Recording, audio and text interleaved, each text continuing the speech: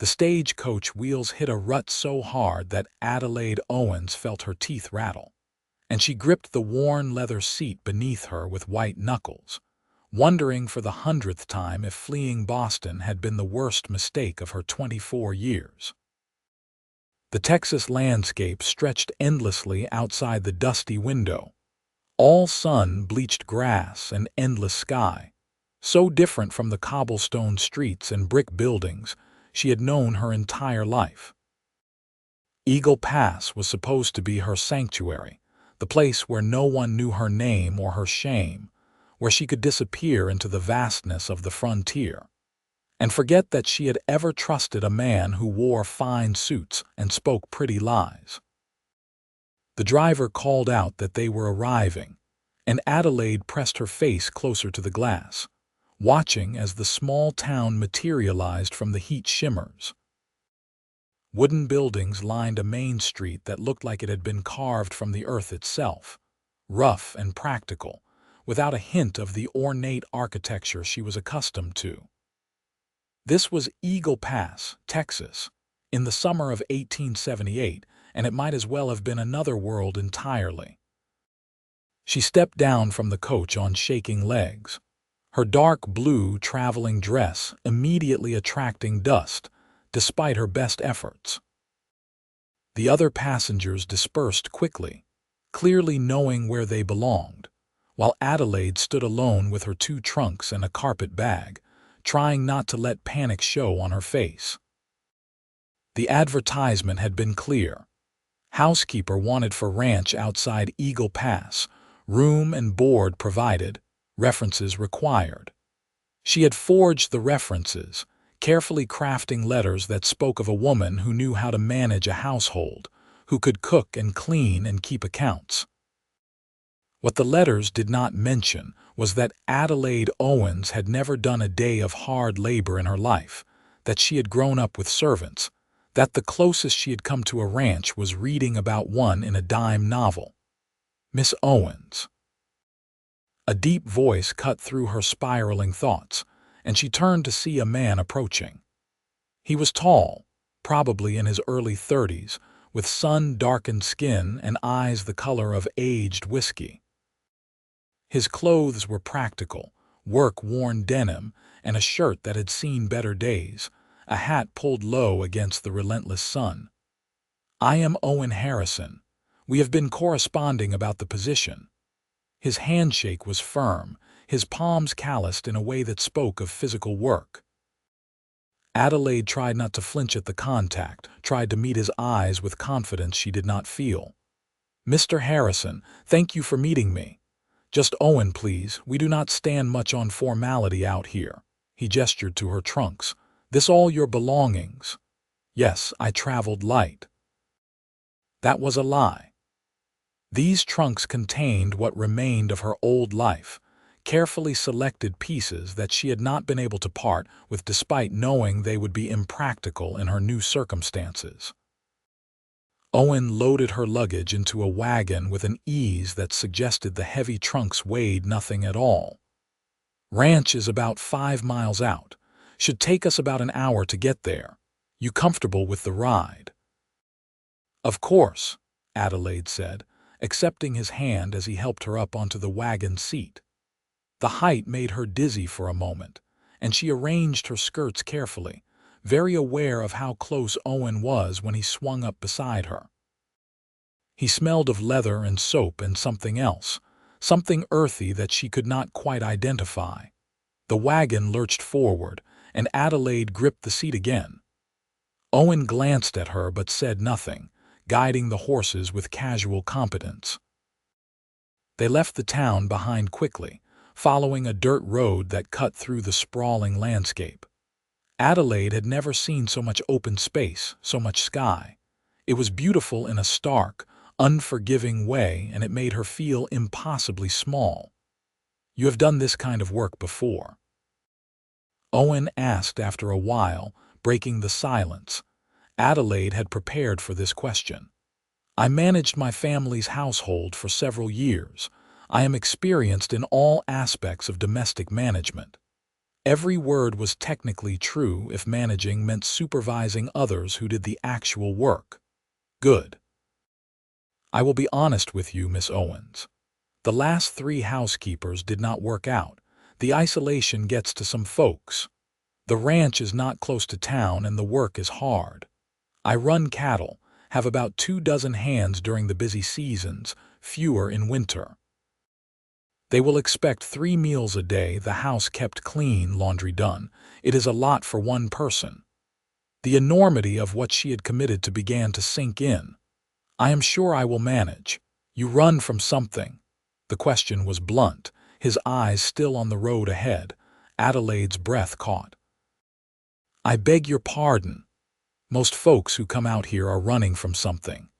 Bad marriage, bad debts, bad choices. I do not judge. I just want to know if trouble is going to follow you to my door. For a moment she considered lying, but there was something in his directness that demanded honesty. No trouble will follow me. I simply needed a fresh start. He nodded as if that was answer enough. Fair. Everyone deserves that. They rode in silence for a while longer, and then the ranch came into view. It was larger than she had expected, a sprawling main house built of wood and stone, with several outbuildings scattered around it. Corrals held horses, and in the distance, she could see cattle dotting the landscape. Everything looked weathered but well-maintained, functional rather than decorative. Owen helped her down from the wagon, and Adelaide stood for a moment, taking it all in. This was going to be her home now. There was no going back to Boston, no returning to the life she had known. She had burned those bridges thoroughly. Let me show you the house, Owen said, lifting her trunks as if they weighed nothing. You will have a room off the kitchen, small but private. The hands sleep in the bunkhouse so you will not be disturbed. The house was dim after the bright sunlight, and Adelaide blinked as her eyes adjusted. The main room was large, with a stone fireplace dominating one wall. The furniture was simple but sturdy, everything built for use rather than beauty. Owen led her through to the kitchen, which was enormous, with a cast-iron stove that looked impossibly complicated, and a long wooden table that could seat at least a dozen people. Stove can be temperamental, Owen said, setting her trunks down near a door that presumably led to her room. I will show you how to work it. Breakfast is at 5, lunch at noon, dinner at 6. The hands are not picky, but they work hard and they eat a lot. 5 in the morning. Adelaide had never been awake at 5 in the morning in her life. I understand. Your room. He pushed open the door, revealing a small space with a narrow bed, a washstand, and a chest of drawers. A single window looked out over the back of the property. It was sparse, but it was clean and it was hers. Thank you, Adelaide said, meaning it. Whatever she had left behind, whatever waited for her here, at least she would have a place to sleep and work to keep her hands busy and her mind occupied. Get settled. I will have one of the men bring water for washing. Dinner is in a few hours. Nothing fancy tonight, just stew. Tomorrow you can start proper. Owen paused in the doorway, studying her with those whiskey-colored eyes. You sure you are up for this, Miss Owens? It is not too late to catch tomorrow's stage back. Adelaide lifted her chin, channeling every ounce of dignity her expensive education had instilled in her. I am quite sure, Mr. Harrison. I am exactly where I need to be. He tipped his hat and left her alone. Adelaide sank onto the bed, her legs suddenly unable to hold her weight. The mattress was harder than anything she had ever slept on, the room smaller than her closet back home.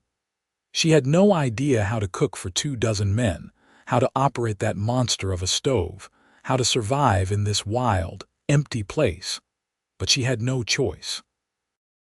Boston was closed to her now, her reputation in tatters, her engagement broken, her family's name dragged through the mud by a man who had promised her the world and delivered nothing but lies and humiliation. Charles had been handsome and charming and so very convincing, right up until the moment she discovered he already had a wife in New York. The scandal had been delicious for Boston society and devastating for Adelaide. Her parents had been sympathetic but firm. She needed to leave, to go somewhere far away until the gossip died down, and they could arrange a marriage to someone willing to overlook her tarnished reputation. Adelaide had other plans. She was not going to be shipped off to some desperate man willing to marry damaged goods. She was going to disappear, to remake herself into someone new, someone who did not need a man to define her worth, even if she had no idea how to do that.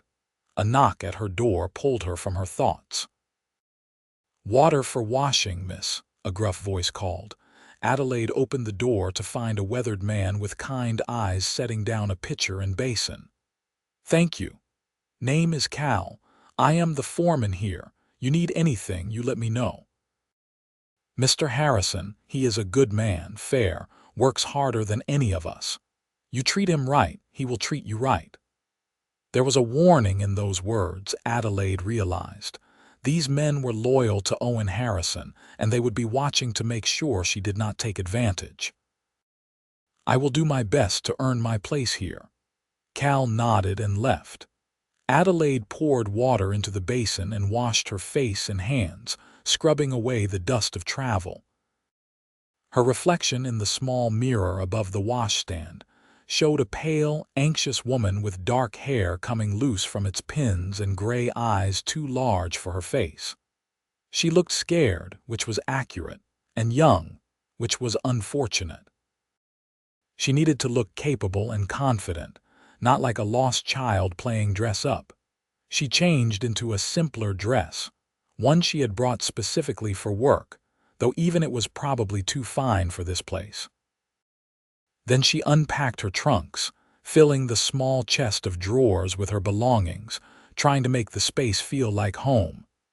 It was almost dinner time when she finally emerged from her room, stomach knotted with anxiety.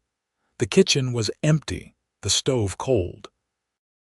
Adelaide stared at it, trying to remember if Owen had said anything about her cooking tonight. He had mentioned stew. Was she supposed to make it? Was it already made? She had no idea. She was still standing there, paralyzed with indecision, when Owen came in through the back door. He took in her panicked expression and the cold stove in one glance. "It is already made," he said gently. "In the pot outside.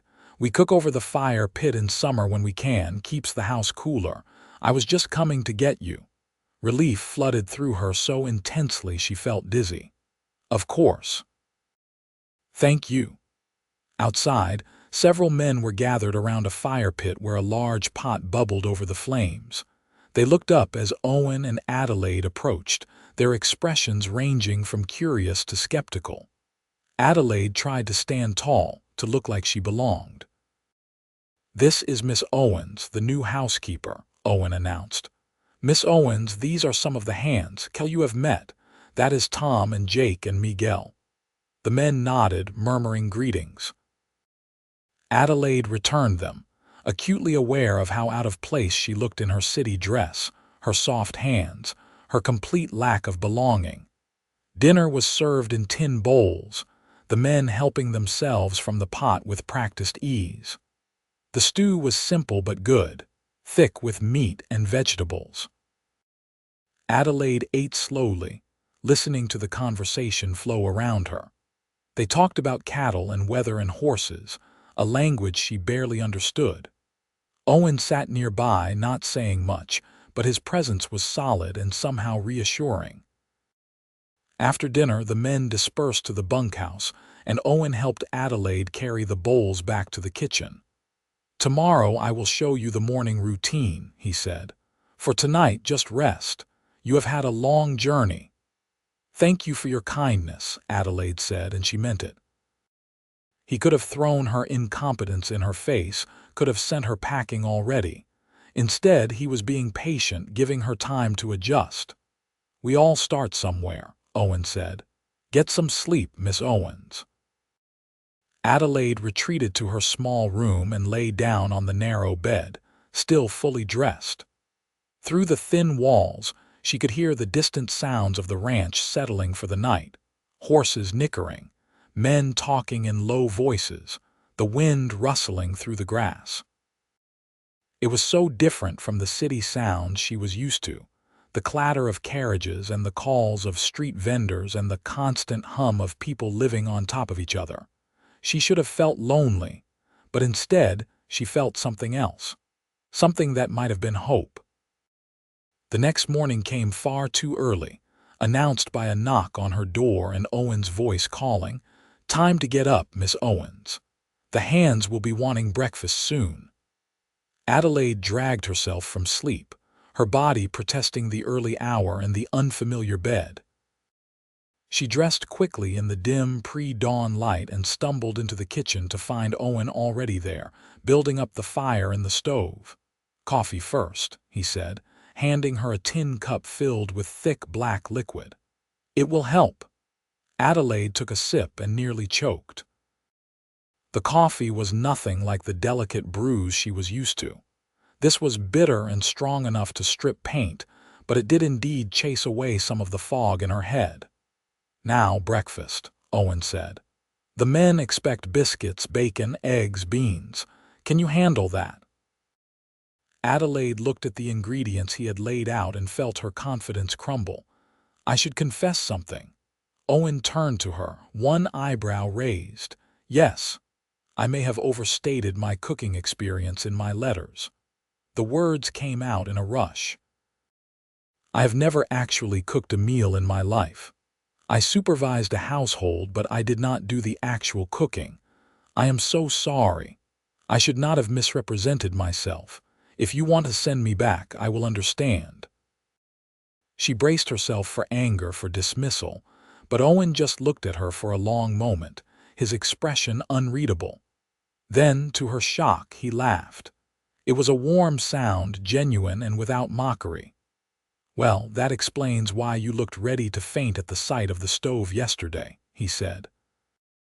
"What made a city woman who cannot cook come all the way to a Texas ranch?" Adelaide met his eyes, seeing no judgment there, only curiosity. "I needed to escape something, someone. I needed to be somewhere no one would think to look for me." Owen nodded slowly. "I can respect that. But we have a problem. The men need to eat, and if they do not get fed properly, they will not work properly. So here is what we are going to do. I will teach you to cook, but you have to actually want to learn. No half measures. Can you do that?" "Yes," Adelaide said immediately, feeling a spark of something fierce in her chest. "Yes, I can do that. Good. Then pay attention." Owen moved to the stove with the confidence of long practice. "First, biscuits. You need flour, lard, baking powder, salt, and buttermilk." He measured as he went, his large hands surprisingly deft.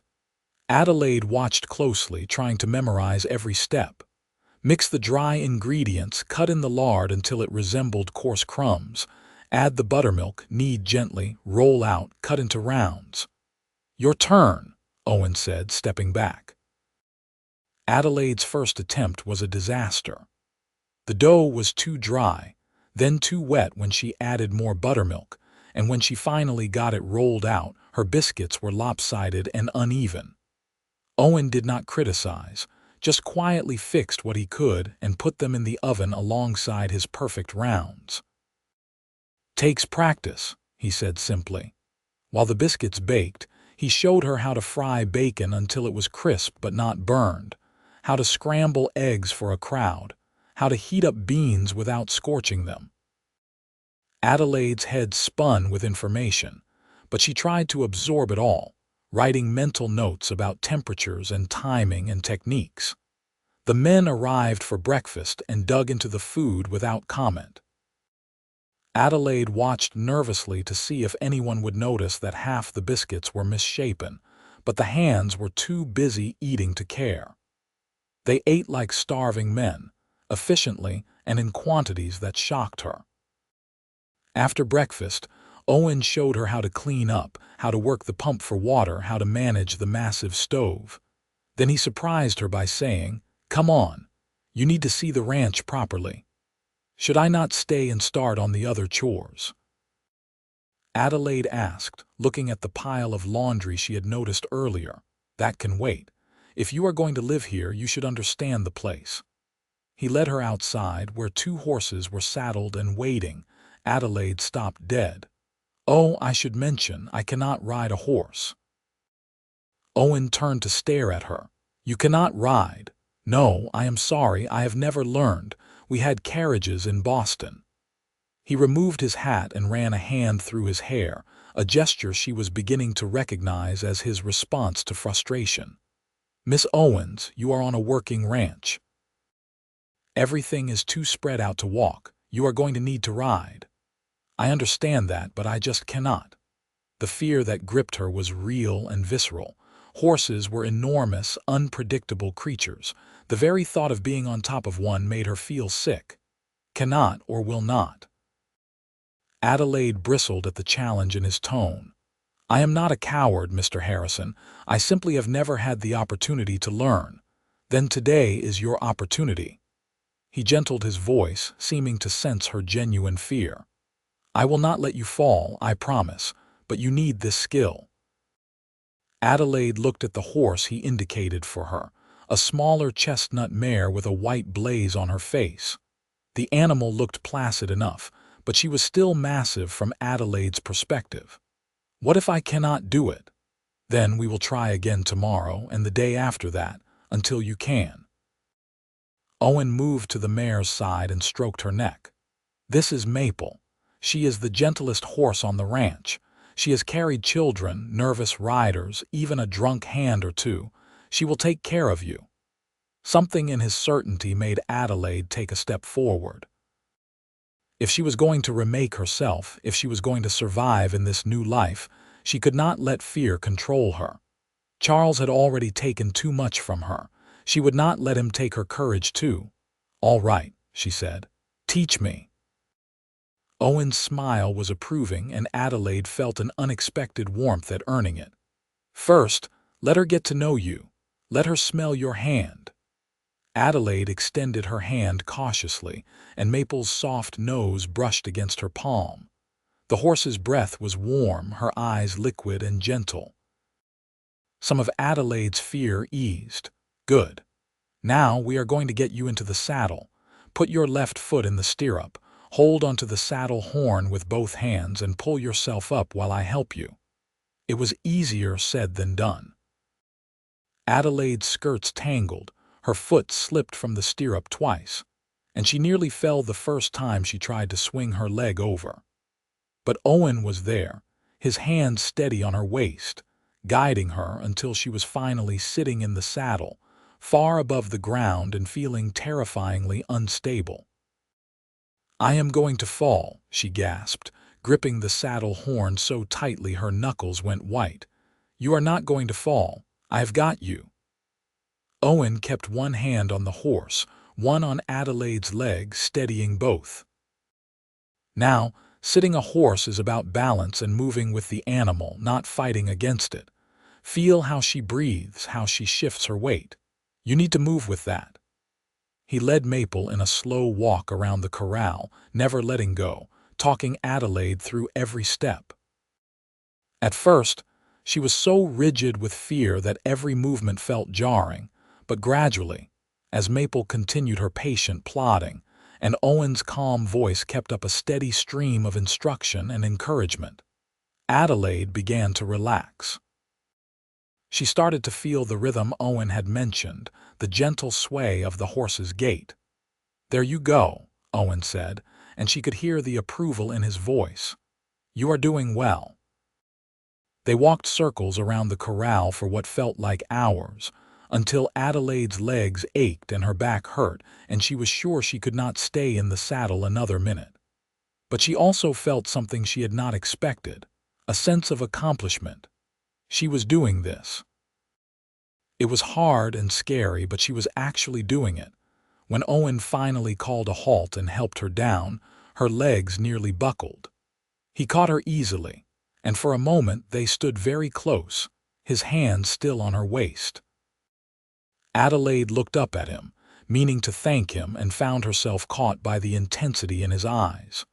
There was something there, something that made her breath catch for reasons that had nothing to do with fear. Then Owen stepped back, breaking the moment.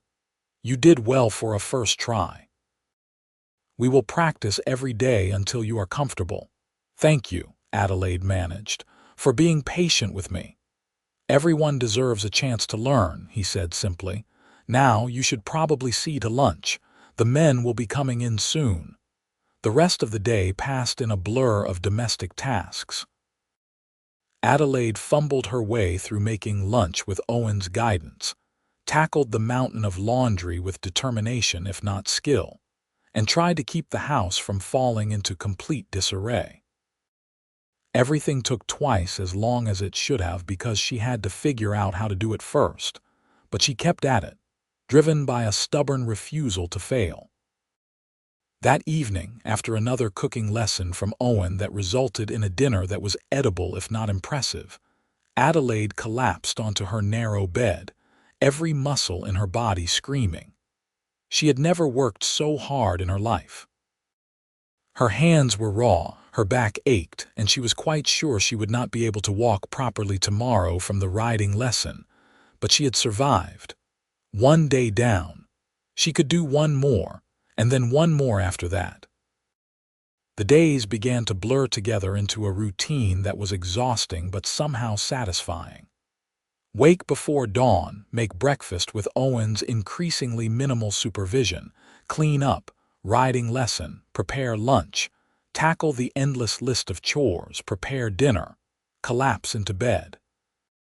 Adelaide's soft hands developed calluses, her pale skin tanned despite her best efforts to stay covered, and her body began to adjust to the physical demands of ranch life. The riding lessons continued every day. Owen was patient but demanding, pushing her to do more than she thought she could. After the first week of walking around the corral, he had her trotting. After 2 weeks, they ventured outside the corral, riding slowly around the ranch property. Adelaide's initial terror faded into mere nervousness, and then into something that might have been confidence.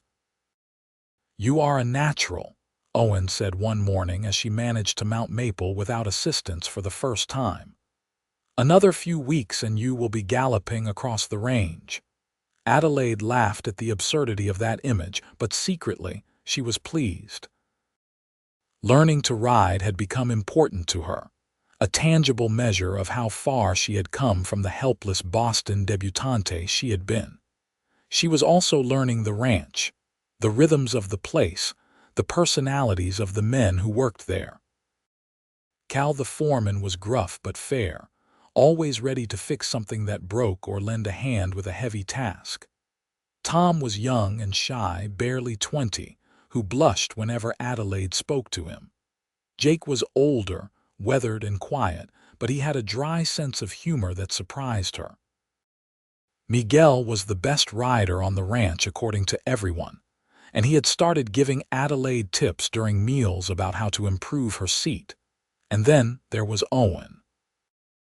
Adelaide found herself watching him when she should have been focused on her work, noticing the way he moved with casual grace, the way he treated everyone with respect regardless of their position, the way he worked alongside his men rather than simply giving orders. He was nothing like the men she had known in Boston, with their soft hands and softer lives. Owen Harrison was real in a way they had never been, solid and dependable and honest. She found herself wanting to impress him, to earn his approval. When she finally managed to make a batch of biscuits that rose properly and tasted good, she watched eagerly for his reaction. When he took a bite and nodded with satisfaction, saying, "These are perfect, Miss Owens," she felt absurdly proud. It was dangerous, this growing awareness of him. Adelaide had promised herself no more men, no more trusting her heart to someone who could crush it. But Owen was making it very difficult to keep that promise. One evening, About a month after her arrival, Adelaide was scrubbing dishes when Owen came into the kitchen after the hands had left. "You have been working hard," he said without preamble. "Tomorrow is Sunday. The men get the day off, and so should you. I thought maybe we could go into town if you wanted. Let you see Eagle Pass properly, pick up anything you might need." Adelaide turned to face him, wiping her wet hands on her apron. "That would be nice. Thank you. We would leave after breakfast, spend the day, be back before dark." He hesitated, then added, "I thought you might like a break from the ranch, a chance to see other people." "Are you concerned I am getting lonely?" Adelaide asked, somewhat amused. "I am concerned I have been working you too hard. You never complain, but I see how exhausted you are." His consideration touched her. "I am adjusting. It is different from what I am used to, but I do not mind the work. Still, everyone needs a day off." Owen moved a little closer, his expression serious. "You have done well here, Adelaide, better than I expected if I am honest. The men like you, the house runs smoothly, and you have learned faster than anyone I have seen. I am impressed." It was the first time he had used her given name, and the sound of it in his deep voice did something strange to her pulse. "Thank you, Owen. That means a great deal coming from you." They stood there in the kitchen, the lamplight casting soft shadows, and Adelaide felt the air between them change, charged with something unspoken. Owen's eyes were warm on her face, and she wondered if he felt it too, this pull that seemed to grow stronger every day. Then he stepped back, breaking the spell. "Get some rest. Tomorrow will be a long day." Adelaide watched him go, her heart beating faster than it should. She was in trouble. Despite all her promises to herself, despite knowing better, she was falling for Owen Harrison. And she had no idea what to do about it. The next morning they set out for Eagle Pass in the wagon, the early sun already promising another hot day. Adelaide had dressed in one of her nicer dresses, wanting to look presentable for town. Owen had cleaned up too, she noticed, wearing a shirt that was not work-stained and a hat that looked newer than his usual one. The ride into town was pleasant, filled with easy conversation. Owen told her about the history of the ranch, how his father had started it 30 years ago and built it up from nothing, how Owen had inherited it when his father died 5 years back. "You have other family?" Adelaide asked. "A sister in San Antonio. She is married with 3 children." "We write occasionally, but she has her own life." He glanced at her. "What about you? You have said very little about your family." Adelaide chose her words carefully. "I have parents and a younger brother in Boston. We are not particularly close anymore." "Because you left." "Because I disappointed them." She had not meant to say that, but it slipped out. Owen's expression softened. "I doubt that is true." "I assure you it is. I was supposed to make a good marriage, secure the family's social standing. Instead, I fell in love with the wrong man and caused a scandal." The whole story threatened to spill out, but she held it back. Owen did not need to know all her failures. "The man you were running from," Owen said. "It was not a question." "Yes. Did he hurt you?" The quiet fury in Owen's voice surprised her. "Not physically. But he lied to me, used me, and when the truth came out, he made sure everyone knew I was the one at fault. According to Boston society, I was a foolish, gullible woman who should have known better. You were betrayed. That is not your fault." Adelaide looked at him, this man who seemed to see things so clearly, who did not judge her the way her own family had. "Thank you for saying that. I am not just saying it, I mean it." Owen's hands tightened on the reins. "A man who lies to a woman, who uses her trust against her, that is the lowest kind of coward. You did nothing wrong." Something tight in Adelaide's chest loosened. She had not realized how much she needed to hear those words from someone until Owen spoke them. "I am trying to believe that." "Believe it. You are better off here, away from people like that." They reached Eagle Pass, and Owen helped her down from the wagon. The town was busier than when Adelaide had arrived, people going about their Sunday business. Owen guided her to the general store first, where she picked up a few personal items she had been needing. The proprietor, a friendly woman named Mrs. Chen, seemed delighted to meet her. "So you are the one who finally tamed Owen Harrison's kitchen," Mrs. Chen said with a laugh. "I was wondering if anyone would manage it." "I had a good teacher," Adelaide replied, smiling at Owen, who looked slightly embarrassed by the attention. After the general store, Owen showed her the rest of the town. The church, simple but well-maintained. The saloon, which he steered her past quickly. The schoolhouse, currently empty for summer. The small restaurant where he suggested they have lunch, over plates of fried chicken and potatoes. Adelaide found herself relaxing in a way she had not since leaving Boston. This felt almost like a courtship, she realized. Owen was showing her around town, introducing her to people, treating her to a meal, and she liked it. She liked being with him, liked the way he listened when she spoke, liked how safe she felt in his presence. "Thank you for today," she said as they finished eating. "I did not realize how much I needed a break until now. You have earned it." Owen hesitated, then said, "Adelaide, I wanted to ask you something. Do you plan to stay, at the ranch, I mean? Or is this just temporary until you figure out what you really want to do?" The question caught her off guard. "I have not thought much beyond surviving each day. Do you want me to stay?" "Yes." The answer was immediate and definite. "You have become essential to the ranch and to me. I would like you to stay." The way he said those last words, the intensity in his eyes, suggested he meant more than just her skills as a housekeeper. Adelaide's pulse quickened. "Then I will stay, for as long as you will have me." Something shifted between them in that moment, an unspoken acknowledgement of feelings that were growing deeper than employer and employee, deeper than friendship. Adelaide knew she should be cautious, should protect her heart, but she was tired of being afraid. Owen was nothing like Charles. Owen was honest and kind and real, and she was falling in love with him whether she wanted to or not.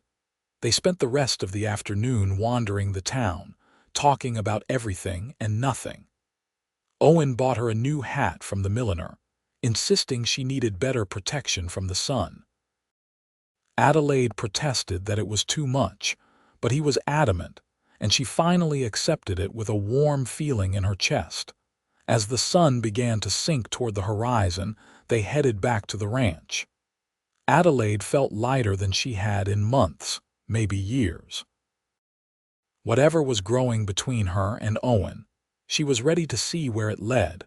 Over the following weeks, their relationship deepened in small, significant ways. Owen continued teaching her to ride, but now the lessons felt less like instruction and more like an excuse to spend time together. They would ride out across the ranch, sometimes not speaking for long stretches, just enjoying the companionship and the landscape. Other times, they would talk for hours, sharing stories about their pasts, their hopes, their dreams. Adelaide told him about growing up in Boston, about the suffocating expectations and the constant pressure to be perfect. Owen shared memories of building the ranch with his father, of the lean years when they almost lost everything, of his pride in what they had created. "Do you ever wish you had done something else?" Adelaide asked one day as they rested the horses by a small creek. "No, this land, this life, it is in my blood. I cannot imagine being anywhere else." He looked at her thoughtfully. "Do you miss Boston?" "Not even a little bit," Adelaide admitted. "I miss who I thought I was going to be, maybe, but not the place and certainly not the people." "Who did you think you were going to be?" Adelaide considered the question. "Someone important, I suppose. Someone who mattered. In Boston, your worth is measured by your family name and who you marry. I was raised to believe that catching the right husband was the pinnacle of achievement for a woman. That is ridiculous." I know that now. But it took coming here, doing real work, learning real skills, to understand that I can matter on my own terms. That I do not need a man to validate my existence. Owen smiled at that. For what it is worth, I think you matter a great deal, and not because of your family name or potential marriage prospects, because of who you are right here, right now. Adelaide felt her eyes sting with unexpected tears. That might be the nicest thing anyone has ever said to me. He reached across the space between them and took her hand, his touch warm and solid. I mean every word. They sat there by the creek, hands linked, and Adelaide felt something settle in her chest. Peace, maybe, or the beginning of it. Back at the ranch, Adelaide had become truly competent at her job. She could cook meals that the hands praised, could manage the household without Owen's constant input, could even handle minor crises like a broken stove pipe or a hand who came in with a cut that needed bandaging. She had learned to manage the accounts as well, keeping track of expenses and supplies with an attention to detail that Owen appreciated. "You have a good head for numbers," he said one evening as they reviewed the books together. This had become a weekly ritual, sitting side by side at the kitchen table, going over the ranch finances. My father insisted I learn mathematics, even though my mother thought it was unseemly for a young lady. I am grateful for it now. Your father sounds like a wise man, in some ways. In others, he was as trapped by society's expectations as I was. Adelaide closed the ledger and turned to face Owen. They were sitting close, their shoulders almost touching. "Owen, can I ask you something personal?" "Of course. Why have you never married?" "Cal mentioned once that the women in town have been throwing themselves at you for years, but you have never been interested." Owen leaned back in his chair, a slight smile on his face. "I was interested once, a long time ago. There was a woman, Sarah, from a neighboring ranch. We courted for about a year, and I thought we would get married. Then her father died, and she had to choose between staying here and moving to St. Louis to live with her aunt. She chose St. Louis. I am sorry. Do not be. It taught me something important. She did not love this life enough to stay, did not love me enough to work through the difficulties. Since then, I have been waiting for someone who wants to be here, not someone I have to convince." Adelaide understood what he was not quite saying. "And have you found that person?" Owen turned to look at her directly, his eyes warm and serious. "I think I have, if she feels the same way." Adelaide's heart hammered in her chest. This was it, the moment she had been both hoping for and dreading. She could pull back, could protect her heart and keep things professional between them. Or she could take a risk, could trust again despite everything Charles had done to shatter that trust. "She does," Adelaide whispered. "Feel the same way, I mean." Owen's hand came up to cup her cheek, his touch gentle. "Adelaide, I know you have been hurt. I know you have reasons to be cautious. I will go as slowly as you need. But I need you to know I am falling in love with you. I think I have been since the day you admitted you could not cook and asked me to teach you anyway." Tears spilled down Adelaide's cheeks, but they were good tears, healing tears. "I am falling in love with you too. It terrifies me, but I cannot seem to help it." "Then let yourself fall. I promise I will catch you." Owen leaned in slowly, giving her every chance to pull away, but Adelaide did not want to pull away. She wanted this, wanted him, wanted to believe that not all men were liars and not all love stories ended in heartbreak. Their first kiss was soft and sweet, a gentle exploration that made Adelaide's toes curl in her boots. Owen kissed her like she was precious, like she mattered, like she was worth cherishing. When they finally pulled apart, Adelaide was breathless and smiling. "That was better than I imagined," Owen said, his voice rough. "You imagined kissing me, many times. Usually when I was supposed to be focusing on cattle counts or fence repairs."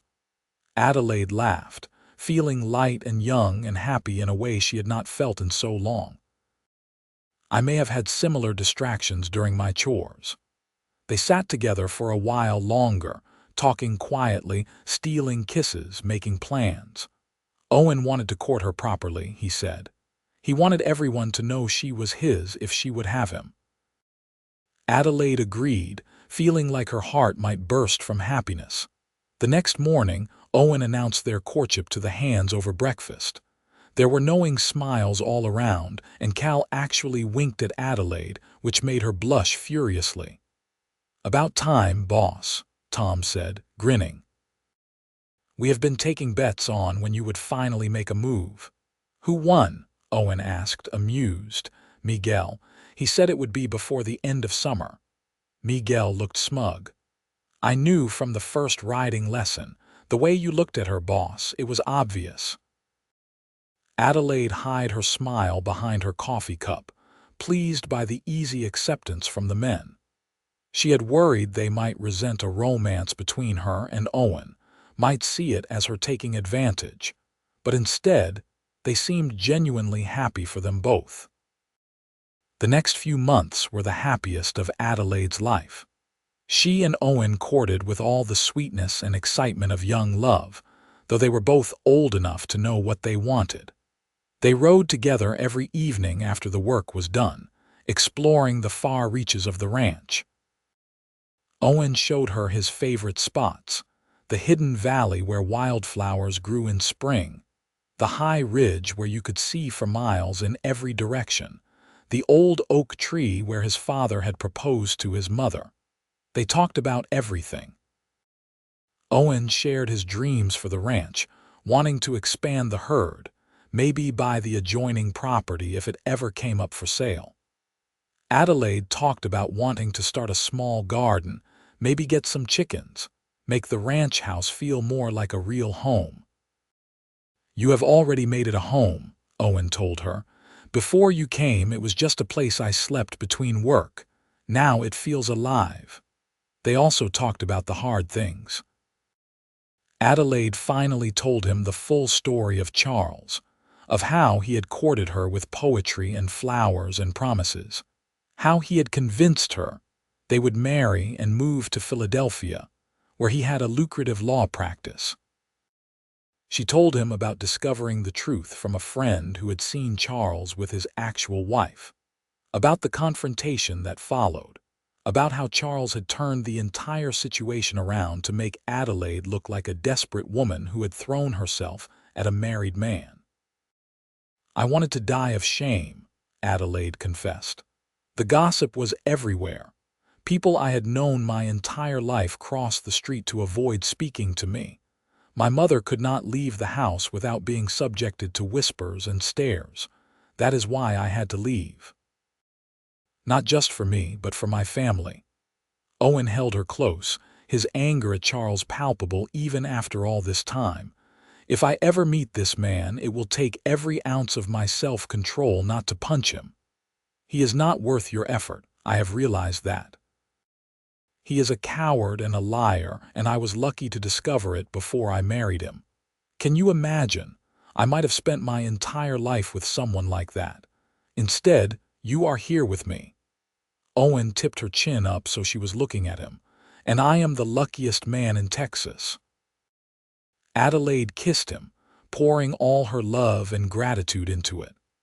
Owen responded in kind, and they stood there in the fading light, wrapped in each other's arms, the ranch spread out around them like a promise of the future. As fall approached, bringing cooler temperatures and the busy season of preparing for winter, Owen began to drop hints about marriage. Nothing direct at first, just comments about how nice it would be to have Adelaide permanently part of the ranch, about how he wanted to make sure she was taken care of, about how the room off the kitchen was too small and she deserved better. Adelaide knew what he was building up to, and her heart sang with anticipation. She wanted to marry him, wanted it with a fierce certainty that surprised her. This was nothing like her engagement to Charles, which had always felt more like an accomplishment to check off a list than a true joining of hearts. With Owen, marriage meant partnership, meant building a life together based on mutual respect and genuine love.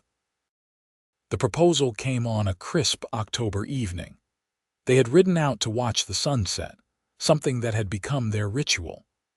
As the sky blazed with orange and gold, Owen dismounted and helped Adelaide down from Maple, then led her to a flat rock where they often sat.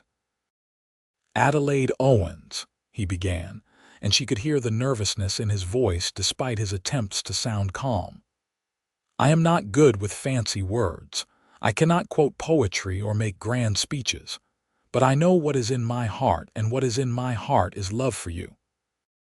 You have changed my life in every way possible.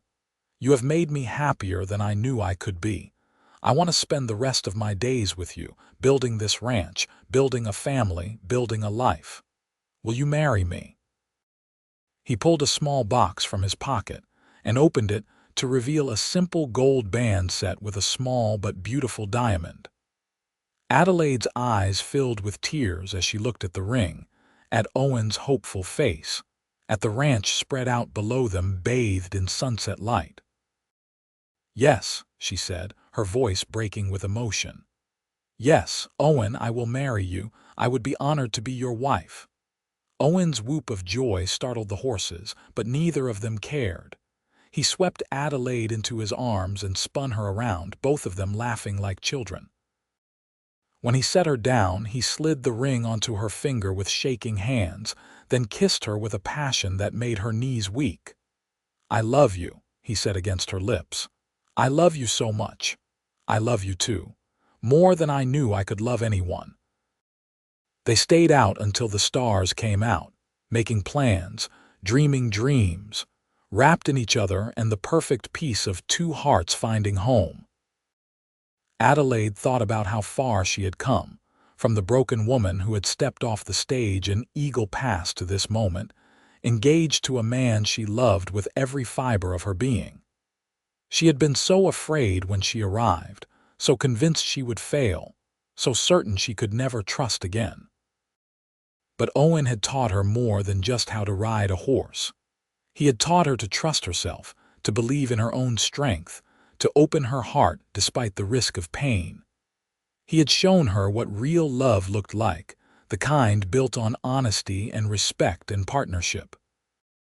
They rode back to the ranch as the moon rose, and Owen announced their engagement to the hands, who cheered and congratulated them with genuine warmth.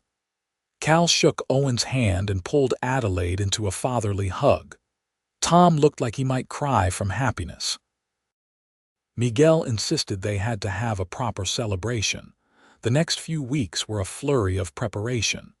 They decided on a small wedding in Eagle Pass, just the ranch hands and a few people from town.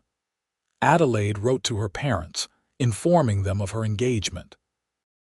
She was not expecting much of a response, given how they had parted, but to her surprise, her mother wrote back with congratulations and a promise to send a family heirloom for Adelaide to wear on her wedding day.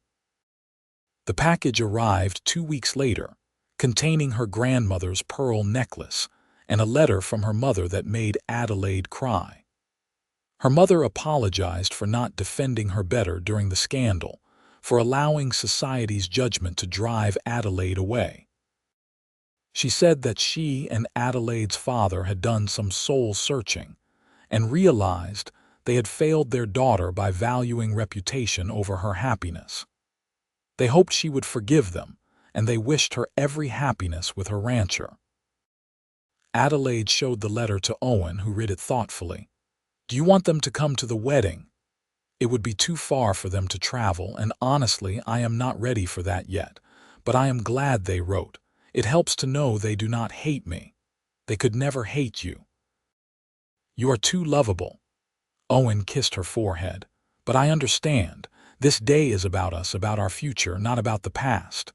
The wedding took place on a beautiful November day, cool but sunny.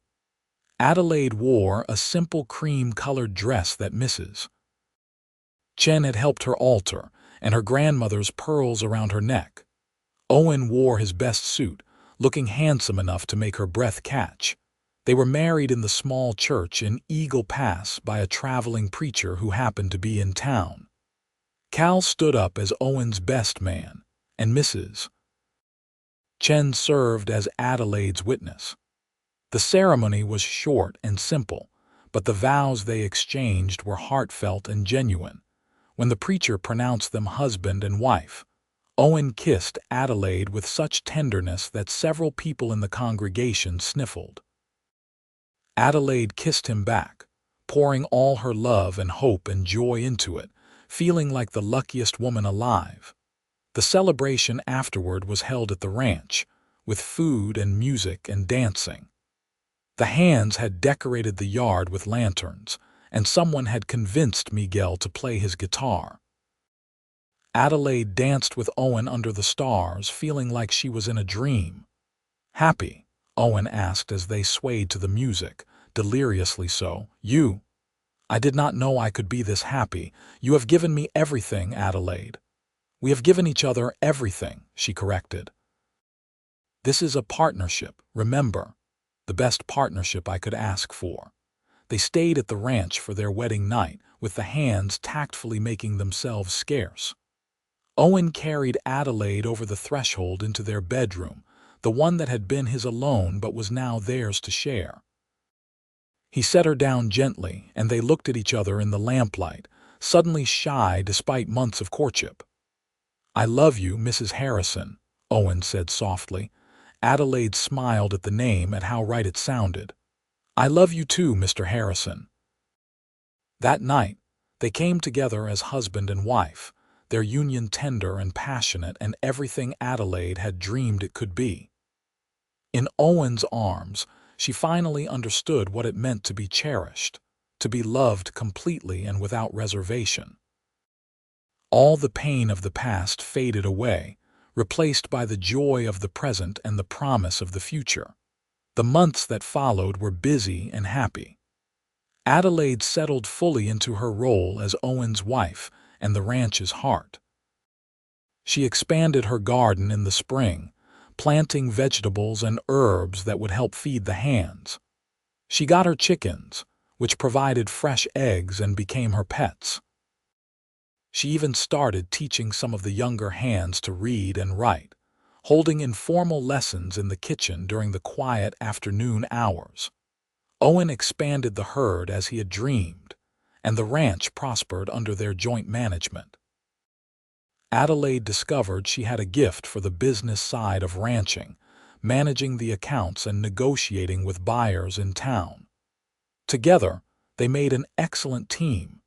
In the summer of their first year of marriage, Adelaide discovered she was pregnant. She told Owen one evening after dinner, nervous about his reaction despite knowing he wanted children. She need not have worried. Owen's face lit up like the sun, and he picked her up and spun her around just like he had when she accepted his proposal. "We are going to have a baby." "Adelaide, this is the most wonderful news." "You are happy?" she asked, laughing at his exuberance. "Happy does not begin to cover it. I am over the moon. We are going to be parents." The pregnancy was not easy. Adelaide suffered from terrible nausea in the early months, and the Texas heat made her uncomfortable as she grew larger. But Owen was attentive and caring, taking over more of the household duties and making sure she rested.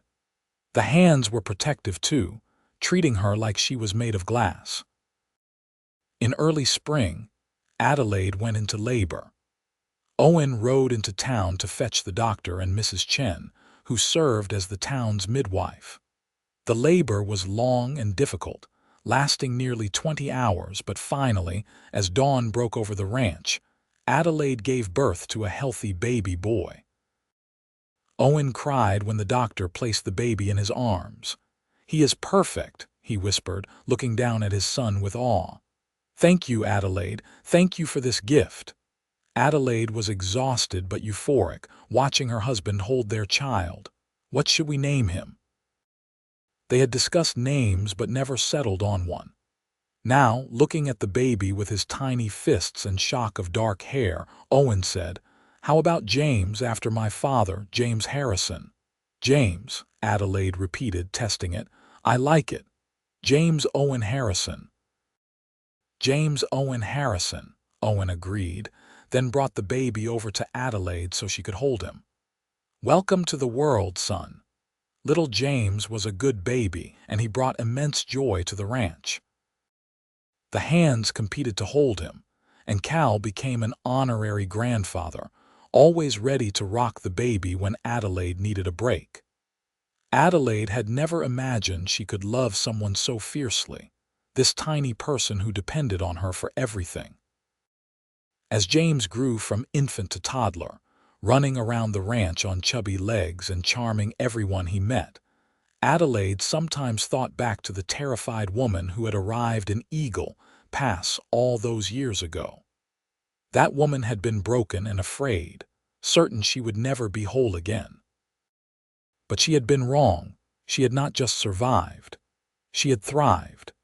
She had learned skills she never imagined possessing, had built a life she was proud of, had found love that was real and lasting.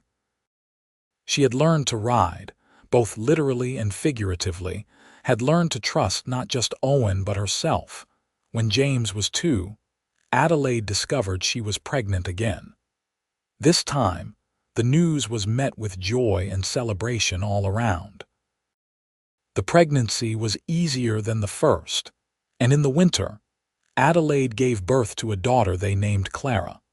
Clara was different from James, quieter and more serious, with her mother's gray eyes and her father's stubborn determination. Adelaide adored her, loved having a daughter to share certain things with, even as she treasured her bond with James. The years passed in a blur of happiness and hard work. The ranch continued to prosper, becoming one of the most successful in the area. Owen and Adelaide expanded the house, adding more rooms and even a proper library where Adelaide could indulge her love of reading. They hosted gatherings for neighboring ranchers, and Adelaide became known for her kindness and competence. James grew into a capable young man who loved the ranch as much as his father did. At 18, he was already Owen's right-hand man, learning every aspect of the business. Clara, at 16, was more interested in books and learning, but she could ride as well as any of the hands and had a gift with animals. One evening, as Adelaide and Owen sat on the porch watching the sunset, something they still did whenever possible, Adelaide reflected on how far they had come. "Do you ever think about how we met?" she asked. Owen smiled, reaching for her hand. "All the time. I think about the scared woman who admitted she could not ride a horse, who could not cook, who was running from heartbreak. And I think about how brave she was, how determined to learn and grow and build a new life." "I was terrified," Adelaide admitted. "I had no idea what I was doing. But you did it anyway. That is true courage, and you gave me everything I did not know I was missing. A partner, a family, a real home. You gave me the same. You taught me to trust again, Owen, not just in you but in myself. You showed me I was capable of so much more than I believed." "We saved each other," Owen said simply, "and we built something beautiful together." Adelaide leaned her head on his shoulder, watching as James and Clara rode in from the far pasture, their laughter carrying on the evening breeze. This was her life now. Not the one she had planned in Boston, not the future she had once imagined. This was better. This was real. This was home. "I love you," she said to Owen, as she had said 1,000 times before and would say 1,000 times more. "I love you too. Always." As the sun dipped below the horizon, painting the sky in shades of gold and crimson, Adelaide felt profound gratitude for the journey that had brought her here. She had arrived in Texas broken and afraid, unable to ride a horse, unable to trust, unable to imagine a happy future. But with Owen's patience and love, she had learned to ride, had learned to trust, had built a life beyond her wildest dreams. Years later, when they were old and gray, Adelaide and Owen would still take their evening rides together, moving more slowly but with the same joy. They would watch their grandchildren run around the ranch, James having married a wonderful woman from a neighboring ranch, and Clara having chosen to become a teacher in Eagle Pass, but visiting often with her husband and children. On their 50th wedding anniversary, surrounded by family and friends, Owen stood to make a toast. 50 years ago, I met a woman who could not ride a horse. I taught her to ride, but she taught me so much more. She taught me what real partnership looks like, what genuine love means, what it is to build a life with someone who challenges you to be better every single day. Adelaide, you are my heart, my home, my everything. Here is to 50 more years. Adelaide wiped tears from her eyes as everyone cheered. She stood, a little shakily now but still graceful, and raised her own glass. And here is to the man who taught me to ride and to trust again. Owen Harrison, you saved my life in every way a person can be saved. Loving you has been the greatest adventure, the greatest joy, the greatest blessing. To 50 more years, my love. They kissed to thunderous applause, and Adelaide felt the same flutter in her chest that she had felt at their first kiss all those decades ago. Some things never changed. Some loves were truly forever. As the party continued around them, Adelaide took a moment to step outside, to look at the ranch that had become her whole world. The house she had made a home, the land she had learned to love. The life she had built from nothing but courage and determination, and the willingness to try again after heartbreak. Owen found her there, as he always did, and wrapped his arms around her from behind. Happy anniversary, my love. Happy anniversary, Adelaide echoed, leaning back into his embrace. They stood there together, watching the stars come out over the Texas sky, and Adelaide thought about the young woman who had stepped off that stagecoach so many years ago, terrified and alone and certain she had made a terrible mistake. If she could go back and tell that woman what awaited her, all the love and joy and fulfillment, would she believe it? Probably not. But that was all right. Some things you had to discover for yourself. Some journeys you had to take on faith. Some lessons could only be learned through living.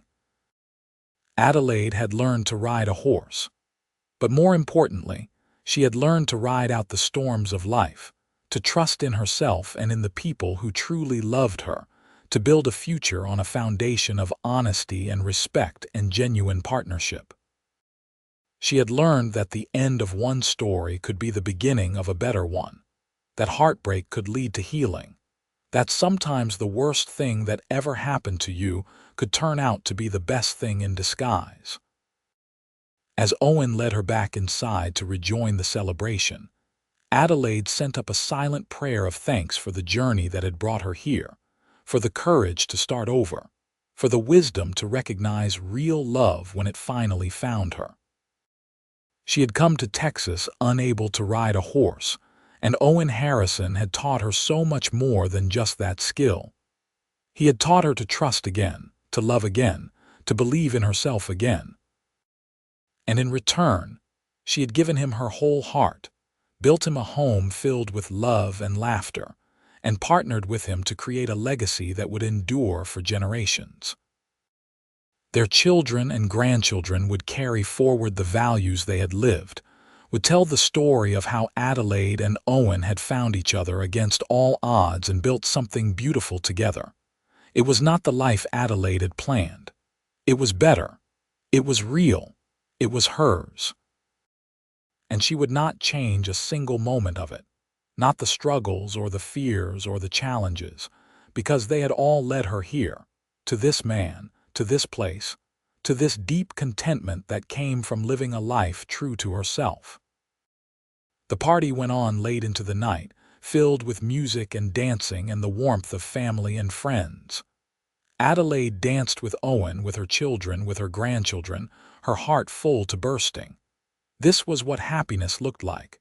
This was what love meant. This was home. And when she and Owen finally retired to their bedroom, tired but content, Adelaide looked at the man who had been her partner for 50 years and felt the same love she had felt on their wedding day, deepened and enriched by all the years between. "Thank you," she said softly. "For what?" Owen asked, pulling her close. "For everything. For teaching me to ride. For being patient when I was learning. For loving me even when I was broken.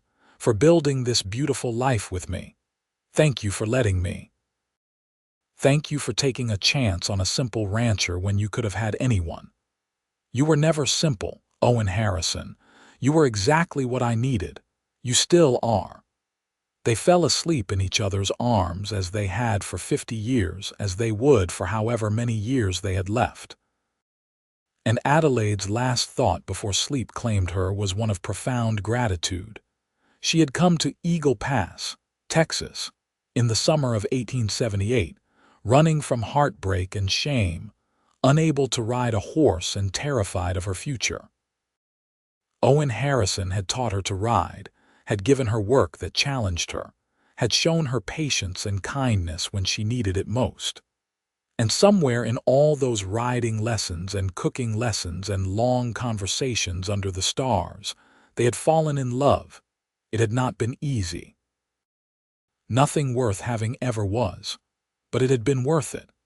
Every struggle, every challenge, every moment of doubt had been worth it for this life they had built together. Adelaide had learned to ride a horse. But more than that, she had learned to ride through life with grace and courage, to trust in love despite the risk, to believe in second chances. And that had made all the difference. The end.